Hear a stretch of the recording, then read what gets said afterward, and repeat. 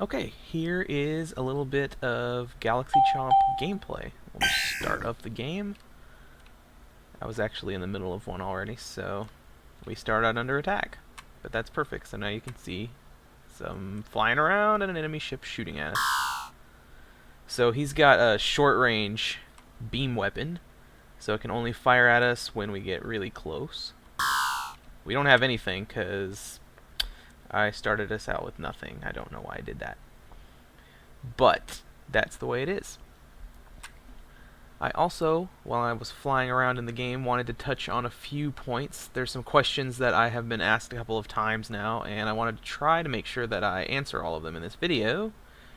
The first thing I want to touch on is the parts.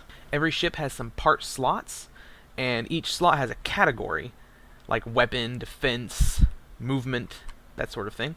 And every part has a corresponding category, and so only weapon parts can go in weapon slots. It's pretty obvious. And you find slots, you find parts in various places. At the moment, you can actually only get them from these space stations here.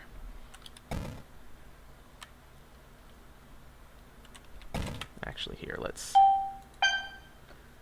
is the very horrible, rough prototype interface for buying things. Anyway, we will buy something interesting. We'll get the machine gun Mark 7. Normally, you would not start out and find high-tier items like that. They're totally randomized at the moment. So anyway, we just equipped that. So there we go. There's our one equipped weapon. One equipped item. And our inventory is empty. So now when we get near an enemy, that machine gun will automatically fire at them.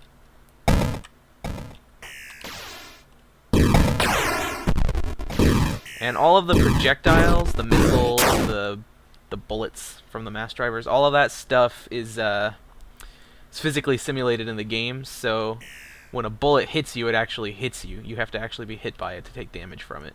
The only thing that just immediately hits you is the beam weapons right now. Those do just immediately hit their target automatically. There's no chance of missing.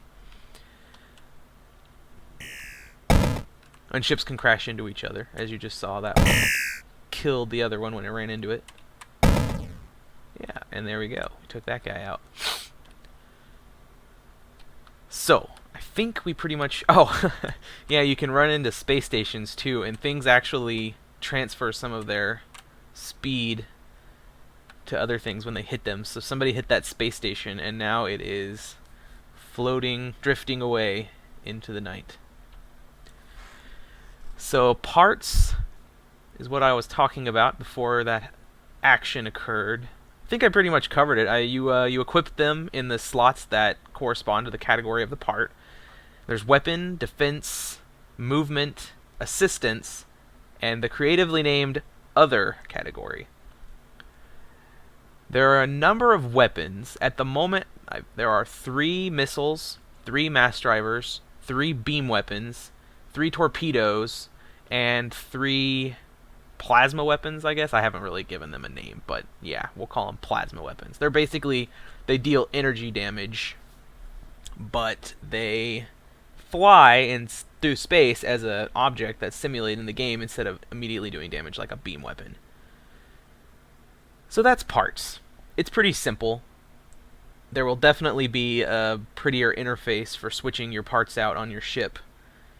But the basics are already in the game, and most of the weapons, most of the parts are actually already in the game.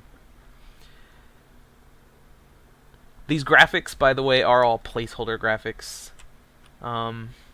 The sound effects are placeholder sound effects. There isn't any music right now, so it's not anything. Although it would be placeholder music if it was there at all. As you can see, you fly your ship around, directly controlling it. A lot of the gameplay is just being able to correctly fly your ship, to dodge enemy shots and enemy ships themselves. Don't fly into a star, that sort of thing. There are 3 kinds of damage and 3 kinds of defense, and I wanted to talk about that. There's energy damage, solid damage, and missile damage. Explosion damage, I guess you could call it. So solid damage comes from colliding with another solid object. So if you crash into a ship or a space station or whatever, you take solid damage. Explosive damage obviously comes from the explosions from missiles and torpedoes. And then energy damage comes from beam weapons and plasma weapons. And stars, actually. If you fly too close to a star, you will take energy damage. Now, there are also 3 defenses on your ship. There's shields, which pretty much work like you would expect them to. They soak up damage and they recharge over time. You can upgrade the max shields on your ship and the recharge rate separately with parts. There's also armor plating. Now that is going to be your kind of last line of defense before your hull. Because the way it works is the shields take damage first. No matter what kind of damage you take, it has to go through shields and then armor and then it gets to your hull. But each of the 3 defenses, hull, while it is your health, I talk about it like it's another kind of defense because it has its own relationship with the different kinds of damage that can be done. So it's kind of a rock paper scissors sort of relationship, something like that. Like energy damage will do double damage to armor, normal damage to hull, and only half damage to shields. And then they're all like that. Solid damage does double damage to shields, but only regular damage to armor and half damage to the hull. And explosive damage does double damage to the hull, times 1 to shields, and half damage to armor. So they all have their different relationships with the different defenses. And you'd have to decide what defenses you want to build up and what kind of weapons you're going to use. And you'll base that in part based on what kind of enemies you're up against, or what kind of enemies you may think that you're about to be up against. So that's kind of the immediate strategic decisions you have to make, is what kind of weapons to bring to a fight. And you can always, of course, run away and try to switch to a different set of weapon and armor parts if you get into a fight that you have no chance in and you're in trouble. Of course, running away has its own difficulties. There's a variety of ways that you could escape. There's an EMP blast that will disable temporarily all the ships around you. There's a cloaking device, and as long as they don't have a way of seeing you, then they, like seeing through it, there are cloaking jammers. But as long as they can't see through your cloak, then you could escape that way. But that drains your fuel rapidly. And then there is also warp drive, which obviously is going to use a lot of fuel, but that lets you zip right away. Let's see if there's anything interesting for sale at this space station. No, what I was hoping for was a warp drive, but I can just give myself a warp drive. There we go. As you can see, the warp drive Mark 1 is not very impressive. I mean, it sped us up for sure, but it's not all that exciting. So I'm going to actually go back to that space station back there, and I'm going to give myself a more interesting warp drive. Yeah, there we go. So now we are warping with a tier 7 warp drive, and we can go a lot faster. There we go, we're out of fuel, so we have dropped out of warp, and actually that's a good time, I guess, to talk about the resources in the game. There's 3 major resources that play off of one another. I guess 4 if you count money, which is waffles, by the way. Waffles are the currency in the game. There's fuel, power, and then your health. And we already talked about health. That's your hull. As long as your armor and your shield can't protect you, your hull takes damage whenever you take damage from any source. How much damage depends on what kind of damage it is, obviously, but there you go. Now, you've also got fuel, and you've got power. Power is really important. Power is kind of like a second health bar. It's not really the right way to put it. If you've played roguelikes, then power is like food. That's totally what it is if you've played roguelikes. If you haven't, then I'll try to explain that a little bit more. So as you go along and play the game, your power is always going down. As long as it isn't paused, your power is ticking down all the time. The only way to get it to go back up is to use cheese, which is what powers the ships in Galaxy Chomp. I don't know if you were aware of that, but cheese is, in fact, a common power source for spaceships. So cheese is like a battery that powers your ship back up a bit. So you collect that, and you use it to heal up your battery bar, your power bar. Now, the cheese itself is hard to come by. It's not just all over the place. You don't find a lot of it. It's not like money kind of scattered all over the place. It's rarer, and frequently it's going to be harder to get a hold of. And it becomes scarcer the more you get into the game. Well, let me explain that better. Not the farther you get into the game, but the galaxy is divided into different zones. You start out in the core, you start at the center, and then there's kind of a ring. It's in rings of zones. So you head out, and the farther you go out in any direction, you'll eventually hit zone 1, and then keep going that direction, you'll hit zone 2, and so on. And each ring is going to be harder until you get all to the way to the outside of the galaxy, and that's going to be the highest difficulty level area. And the higher the difficulty level, the less chance there is of cheese, of cheese showing up, and that makes it harder to survive the game because you've got to work harder to get a hold of cheese to power your ship. Because if your ship runs out of power, probably should have said this at the beginning, if your ship runs out of power, you will die. The game is over. Your ship will become dormant and the life support systems fail and you die, and that's the end of the game. So you want to try to keep getting cheese as you go so that you cannot die. And the longer you spend in a given zone of the galaxy, the lower that percentage chance of finding cheese will get. So the longer if you dally around in a specific portion of the galaxy, cheese will get rarer and rarer and force you to move on to the next part of the game. So that is going to make... So the purpose of the cheese and the power bar is to force you to continue moving quickly through the game and prevent you from sitting around. You can't just sit around grinding on enemies somewhere or something. That is not allowed. There's no hard limit, obviously, but there's a soft limiter, and that's the power bar. And it forces you along at a pretty good clip, which makes the game harder because it forces you into decisions that otherwise you could have had more choices, but it forces you into them, and you've got to make a choice right then because you don't have time to sit around and let your shield heal up, say. You need to keep moving. So that is the power bar. It's really important. It's a major driver behind the whole game. The whole design is really centered on that in a lot of ways. Now, we already talked about health, obviously. I only bring it up again because it's related to the next one, which is fuel. Your fuel is what fuels most of your ship's systems. You can think of the power as a sort of secondary... I mean, it's really important, obviously, but in terms of the ship, it just powers the life support, basically. And that's it. And your fuel is what runs the rest of your ship. It runs your engines, and things like warp drive, cloaking device, the EMP, any of those things that you directly activate. There's only a few.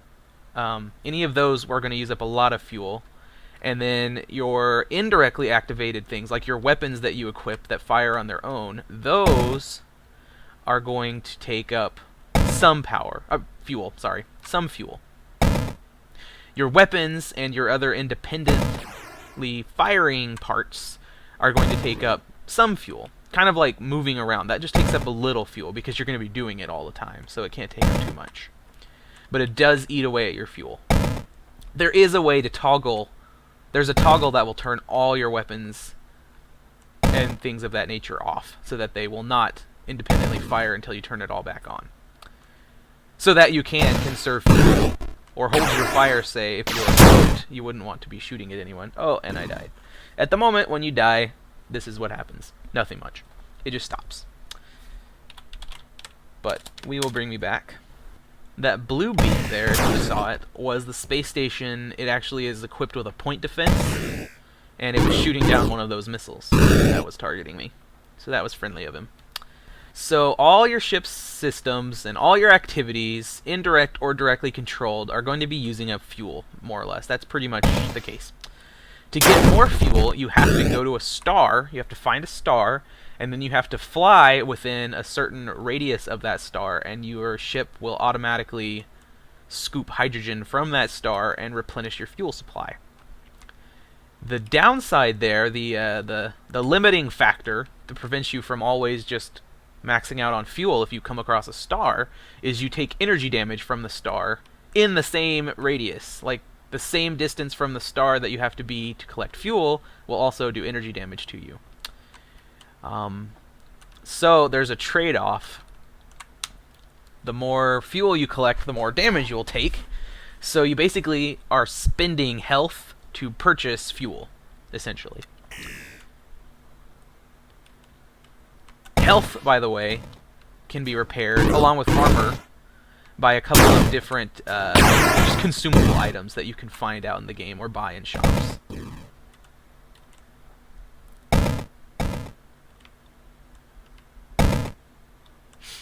When you run low on fuel, you start getting debuffs to all of the things that fuel requires, or that require fuel. Like your weapons will cool down more slowly and that sort of thing. Your shields will recharge more slowly. And when you run out of fuel, there will be a huge debuff.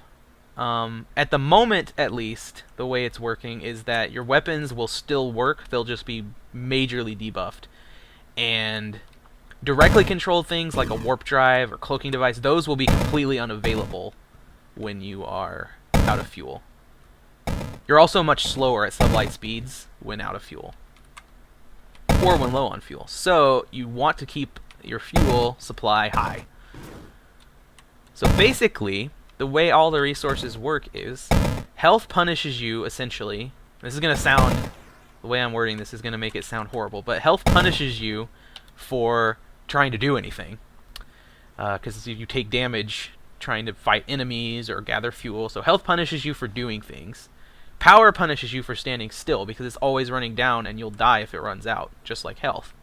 And then fuel is there to force you to do things, force you to spend your health, so that you can keep moving along at a good pace before your power bar runs out. So health and power are kind of at odds, and fuel is kind of a third resource that is sort of complementary to the other two. The idea is that you've got to keep moving, but obviously moving isn't going to be easy because the galaxy is out to kill you.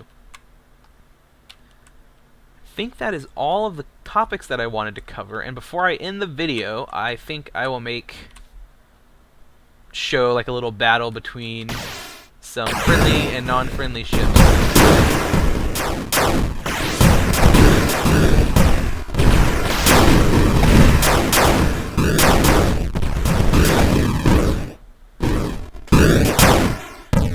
There actually are not any planned friendly ships in the game. The idea is more that everything is either out to get you or it's like a space station. It's neutral, but there aren't friendly ships out there. These I just threw in the game so that I could make stuff shoot at each other, because it's cool. Oh, and also I can spawn at the moment. These aren't in the game design either, they're just in the engine for fun. This is a hostile space station that's out to get me and my friends.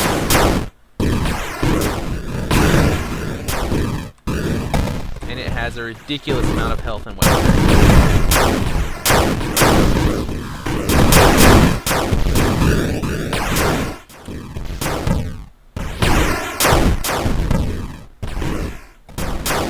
I don't know if you can tell watching this, but each part is equipped in a slot, as I talked about, and the slots actually have specific points on that ship that they are located on.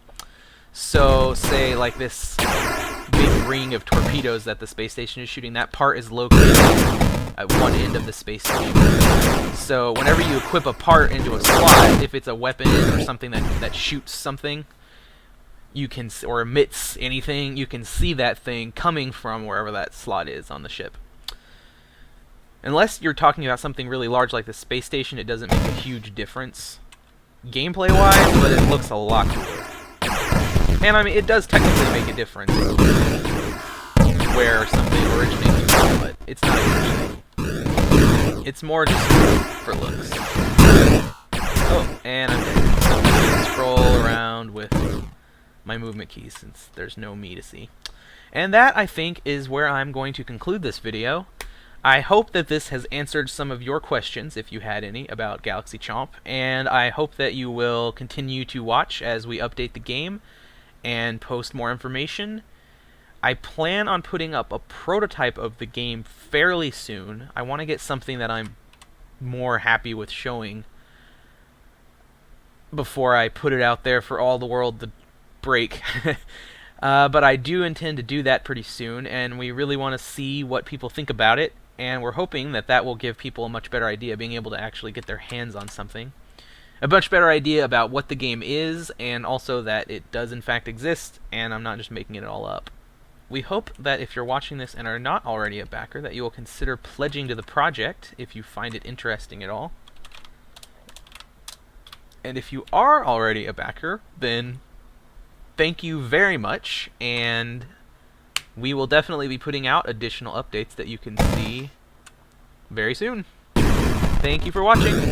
This has been Kevin Wells of Cheese and Bacon Games showing off Galaxy Chomp.